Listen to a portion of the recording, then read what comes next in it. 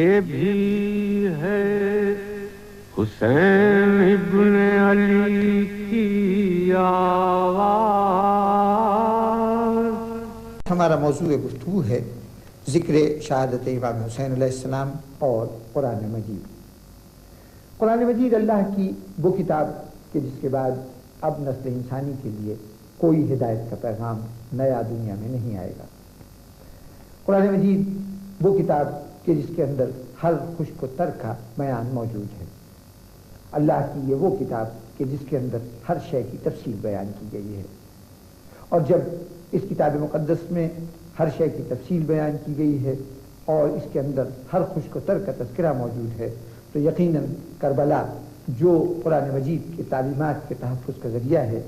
اور جس نے اسلام کی تمام اقدار کو قیامت تک کے لیے باقی رکھنے کا اہتمام کیا ہے، اس واقعے کا تذکرہ لازماً قرآن مجید میں موجود ہوگا۔ جب ہم قرآن مجید سے واقعہ کربلا کی تفصیل کو جاننا چاہتے ہیں یا اس کے متعلق کچھ باتیں جاننا چاہتے ہیں تو ہمارے سامنے 3 قسم کی آیات آتی ہیں۔ ایک آیات کی وہ قسم ہے کہ جس کے اندر کسی واقعے کی یا کسی شخصیت کی کچھ صفات کا بیان کیا گیا ہو۔ یہ صفات ایسی ہوں کہ جہاں بھی ان صفات کا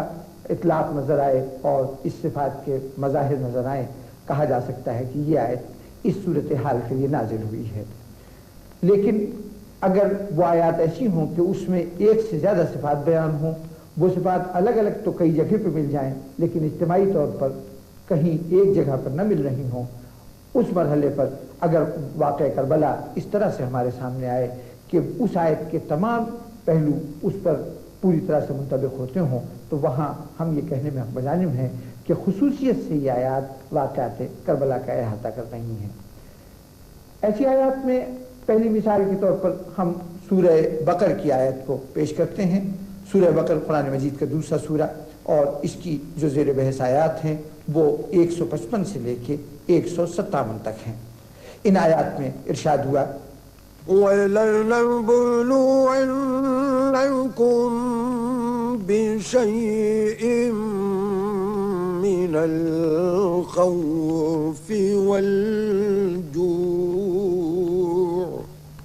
ان آیات میں یہ ارشاد ہوا ہے کہ ہم مومنین کی آزمائش کرتے ہیں، اور یہ آزمائش کیا کرتے ہیں، اس کا نصاب کیا ہے آزمائش کا، اس کے لیے ارشاد ہوا کہ یہ آزمائش خوف سے ہوتی ہے، بھوک سے ہوتی ہے، مال کے نقصان سے ہوتی ہے، جانیں لے لی جاتی ہیں، جانوں کا نذرانہ پیش کیا جاتا ہے، اور کبھی کبھی یہ بھی کہا جاتا ہے کہ تم وہ ثمر پیش کرو کہ جو ثمر حیات ہے، یعنی اولاد کے ذریعے سے بھی امتحان لیا جاتا ہے۔ اور جو لوگ ان امتحانات میں کامیاب ہو جاتے ہیں وہ صابر ہیں، ان صابرین کے لیے بشارت ہے۔ اور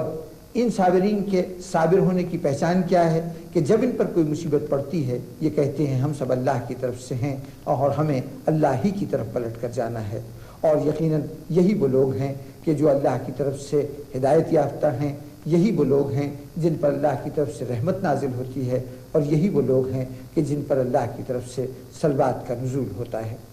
اب اس امتحان میں جو شرائط امتحان بیان کی گئی ہیں وہ دنیا میں جہاں جہاں بھی ملیں ہم یہ کہہ سکتے ہیں کہ یہ آیت اس واقعے کا تذکرہ کرتی ہوئی نازل ہوئی ہیں۔ لیکن اگر صورتحال یہ ہو کہ امتحان دینے والے بھی موجود ہوں، امتحان بھی موجود ہو، لیکن کوئی ایک مثال ایسی نہ ملے کہ تمام اجزائے امتحان بیک وقت اور وہ بھی اپنی انتہائی صورت میں کہ اس سے بڑھ کر اس صورت کا تصور ممکن نہ ہو، اس صورت میں یہ امتحان درپیش ہوں اور یہ تمام صورتیں جمع ہو کر اور اپنی انتہائی صورت میں کربلا میں پیش آئیں، تو ہم یہ کہہ سکتے ہیں کہ یہ واقعہ یہ آیات کربلا معلیٰ کے میں رونما ہونے والے واقعے کے لیے نازل ہوئی ہیں۔ اس لیے کہ ہم کربلا میں دیکھتے ہیں کہ وہاں خوف صرف خطرے کا گزر نہیں ہے، آنے والے حادثے کا امکان نہیں ہے، بلکہ خوف کا مطلب یہ ہے، کربلا میں جو خوف ہے وہ تو حتمی طور پر موت سامنے نظر آ رہی ہے اور تباہی نقصان، یہ تمام چیزیں نگاہوں کے سامنے ہیں، جہاں جان کا بھی نقصان ہے، جہاں مال کا بھی نقصان ہے، جہاں اولاد کا بھی نقصان ہے، اور اس طرح سے نقصان ہے کہ بہت سے ایسے گھرانے ہیں، بہت سی ایسی شخصیتیں ہیں کہ جن کی نسلیں منقطع ہو گئی ہیں کربلا میں، ان کے بعد کوئی فرد ان کے خاندان میں نہیں باقی رہا، انہوں نے جو کچھ بھی اللہ نے ان کو عطا کیا تھا وہ سب کچھ بارگاہ خداوندی میں نظر کر دیا۔ اس اعتبار سے یہ آیات اگر کہا جائے کہ اپنے جامعیت کے اعتبار سے، یعنی مجموعی تاثر کے اعتبار سے صحیح معنوں میں صرف کربلا پر منطبق ہوتی ہیں تو ہماری بات غلط نہیں ہوگی۔ اسی طریقے سے 30ویں پارے کی ایک مشہور سورۃ العصر جو اپنی تمام آیات کے ساتھ کچھ انسانوں کا تذکرہ کر رہی ہے، اس قسم کے ساتھ کہ ہم زمانے کی قسم کھا رہے ہیں، ہم عصر کی قسم کھا رہے ہیں، اور قسم کھا کے کس حقیقت کا انکشاف ہو رہا ہے کہ دنیا کے تمام افراد خسارے میں ہیں، گھاٹے میں ہیں، سوائے ان لوگوں کے جو ایمان لاتے ہیں، جو عمل صالح کرتے ہیں، جو حق کی تلقین کرتے ہیں اور صبر کی تلقین کرتے ہیں۔ اس سورہ مبارکہ کا جب ہم کربلا کے واقعات پر اطلاق کرتے ہیں تو ہم یہ دیکھتے ہیں کہ جس مکمل طور پر سورہ کے تمام تقاضے کربلا پہ پورے اترتے ہیں اتنے کسی اور جگہ پورے نہیں اترتے، اور پھر اس مقام پر ہم بعض مفسرین کی اس رائے کو تسلیم کرنے پر مجبور ہو جاتے ہیں کہ یہاں جس عصر کا تذکرہ کیا ہے یہ اجمالی طور پر تو پورے دنیا کا تذکرہ ہے، پورے زمانے کا تذکرہ ہے، لیکن کچھ بعید نہیں کہ یہاں اس عصر سے اس عصر کا بھی اشارہ ہو کہ جس عصر میں امام حسین علیہ السلام نے اپنی قربانی کو بارگاہ خداوندی میں پیش کیا تھا، کیونکہ وہی عصر اس بات کی دلیل ہے۔ کربلا میں امام حسین علیہ السلام کی کامیابی و کامرانی اس بات کی دلیل ہے کہ ہمیشہ فائدے میں وہ لوگ رہتے ہیں کہ جو اس معیار پر زندگی گزارتے ہیں، اور خسارے میں وہ تمام لوگ رہتے ہیں اپنی سلطنت کے باوجود، اپنے اقتدار کے باوجود، قوت کے باوجود، وہ اس خسارے کے حصے دار بنتے ہیں کہ جو صراط مستقیم پر نہ چلنے، ایمان نہ لانے، عمل صالح نہ کرنے اور حق اور صبر کی تلقین نہ کرنے کی صورت میں جس کا سامنا کرنا پڑتا ہے۔ والعصر إن الإنسان لفي خسر إلا الذين آمنوا وعملوا الصالحات وتواصوا بالحق وتواصوا بالصبر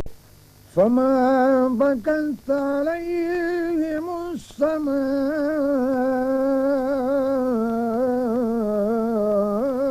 والأرض وما كانوا منظرين۔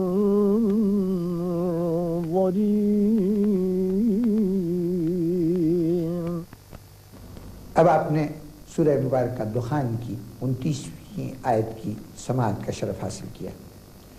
اس آیت میں ارشاد ہوا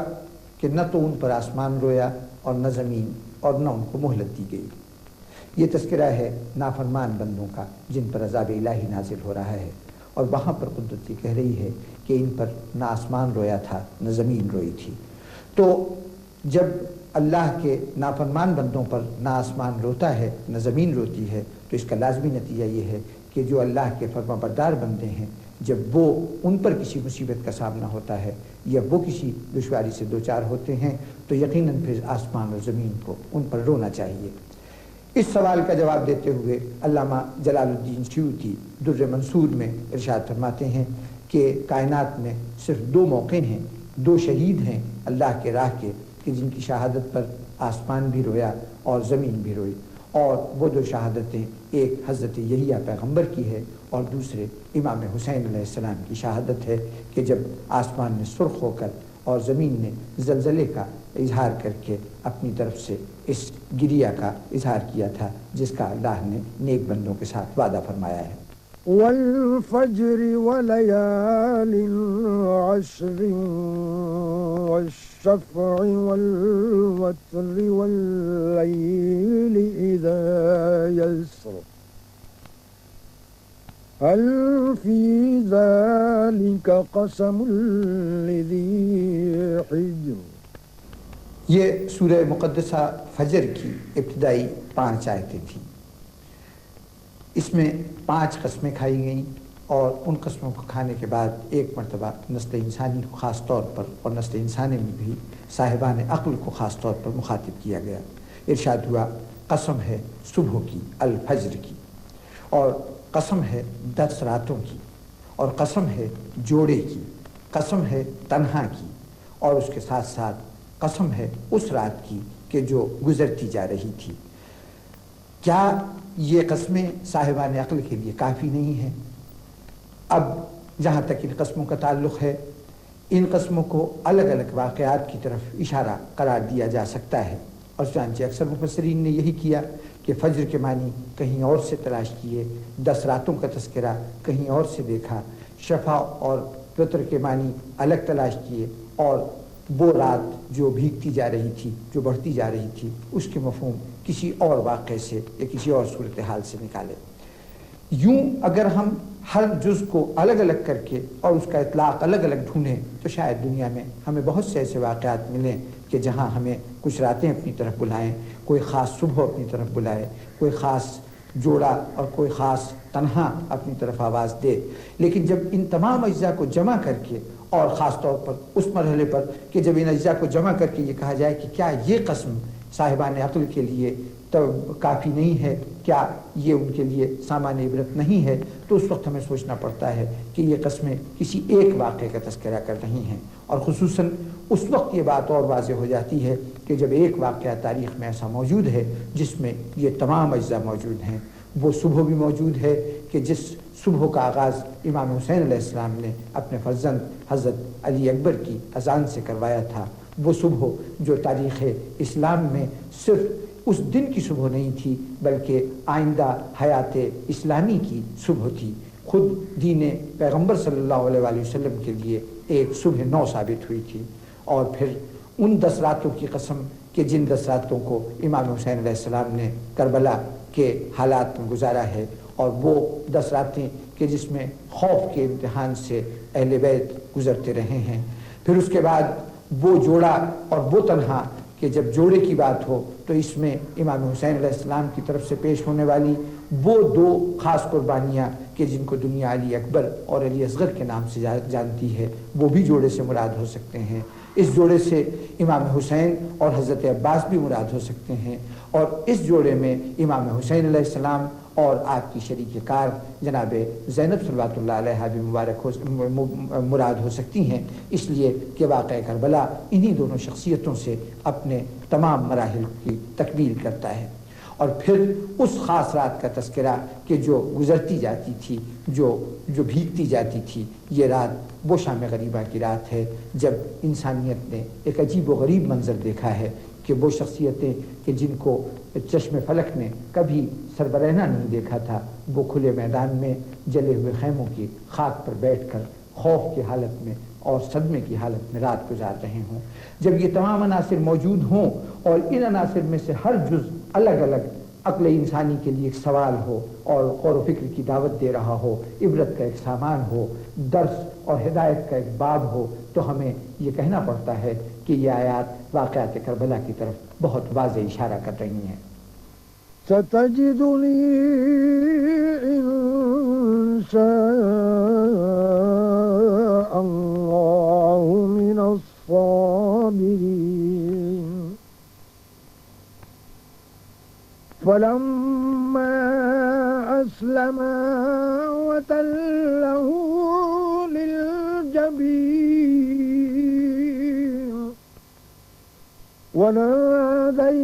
وناديناه أن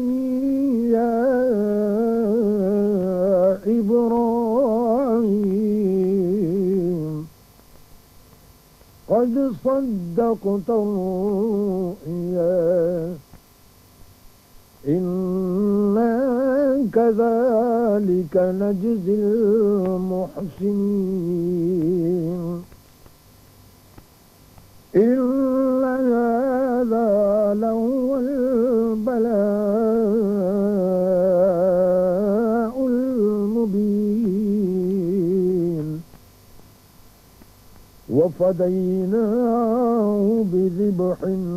عظيم وتركنا عليه في الآخرين سلام على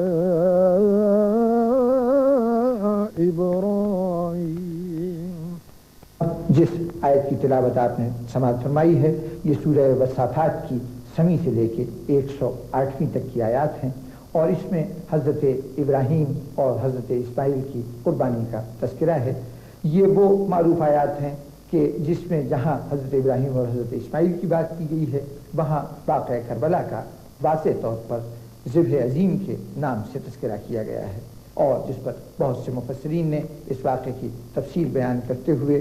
یہ کہا ہے کہ جب حضرت ابراہیم قربانی کے مرحلے سے گزرے اور اللہ تعالیٰ نے حضرت اسماعیل کو بچا لیا،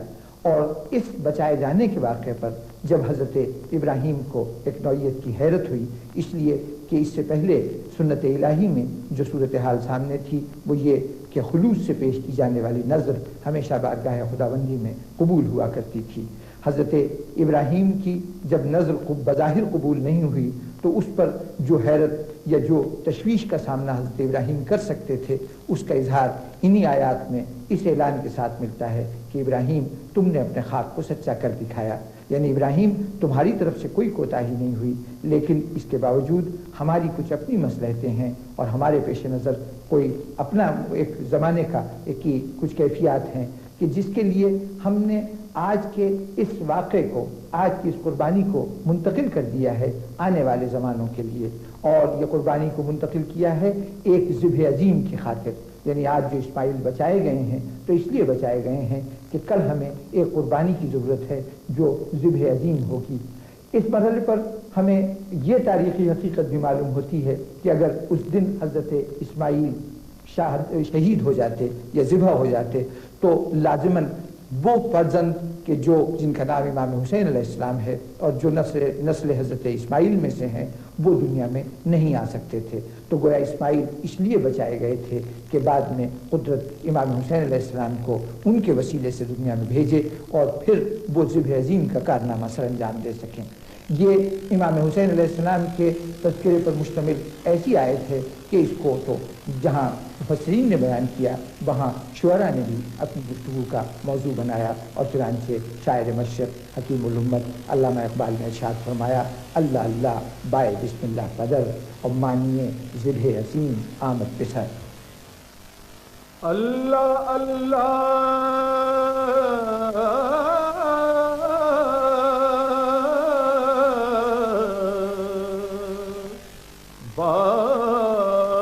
بسم اللہ قدر مانیے ذبح عظیم آمد پسر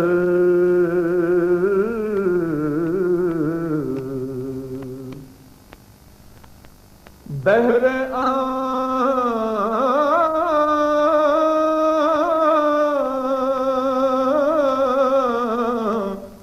شہزادہ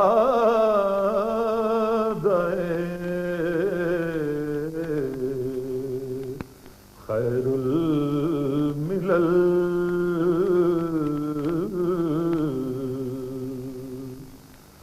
دوش ختم المرسلین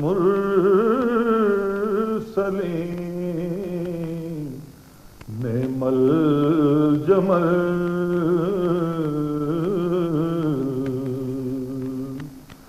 دوش ختم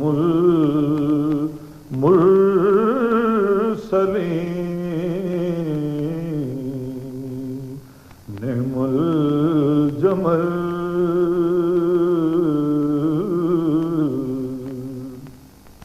اقبال وہ شاعر ہے جنہوں نے کربلا کو ایک واقعے کے طور پر صرف پیش نہیں کیا۔ عرض کرنا یہ ہے کہ کربلا ایک تاریخی واقعہ ہے، بے شک ہے، لیکن اس کے اندر ایک علامتی اہمیت ہے جس کو اقبال نے اپنی فکر و بصیرت کے ذریعے دریافت کیا ہے۔ انہوں نے اس واقعے کو محض ایک حکایت کے طور پر، ایک کہانی کے طور پر، ایک ماضی کے واقعے کے طور پر پیش نہیں کیا، بلکہ اس واقعے کے اندر جو پوشیدہ علامتی رموز اور اسرار تھے ان پر توجہ کی، ان کو اپنے اشعار کے ذریعے اور اپنے افکار کے ذریعے عام کیا، اور اس کے نتیجے میں اردو کا جدید مرثیہ اور اردو کا جدید رسائی ادب اس قدر متاثر ہوا کہ اس کی نہج بدل گئی، اس کی سمت میں تبدیلی آ گئی، اس کے حسیات کی اور ابلاغ کی سطحوں میں ایک نمایاں فرق پیدا ہو گیا۔ اس فرق کا سراغ اور اس کا سرچشمہ بہت تاریخی تناظر میں تلاش کیا جا سکتا ہے، لیکن اس میں اقبال کی حیثیت ایک بڑی مرکزی حیثیت ہے کہ اقبال نے اپنے کلام میں، جیسا میں نے عرض کیا، جگہ جگہ امام حسین علیہ السلام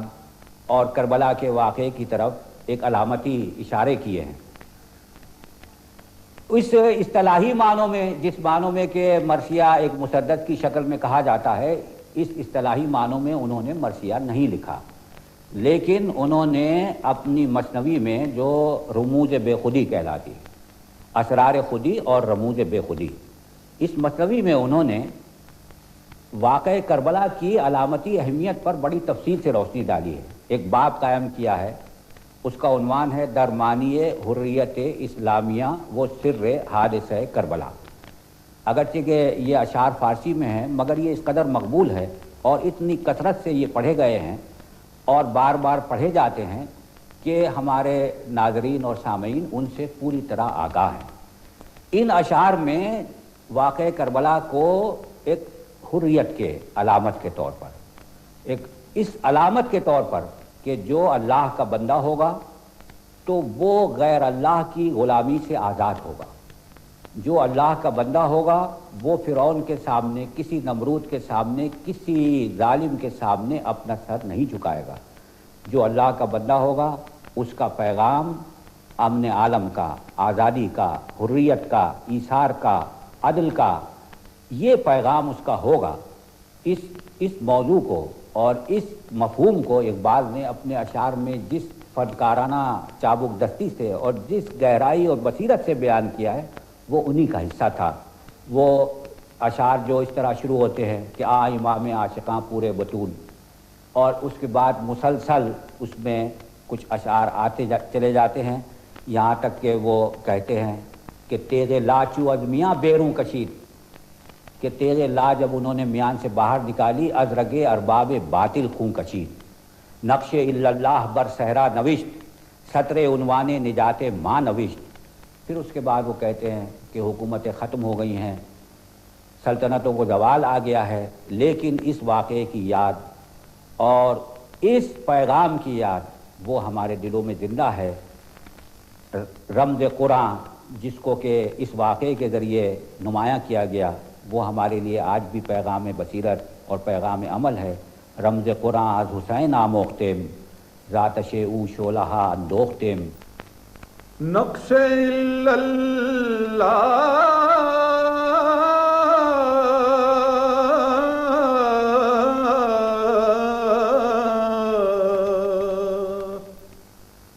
نقش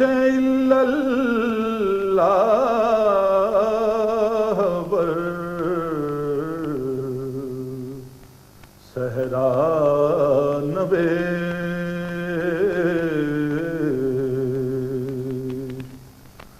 سطر عنوان نجات مانوے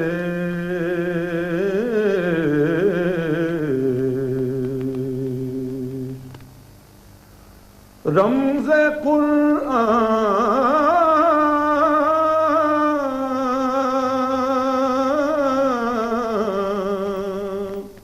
از حسین آموختیں،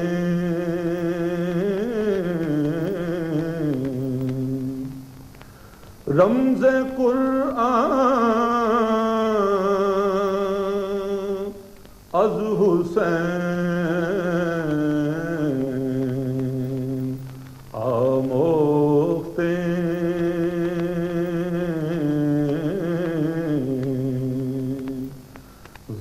آتش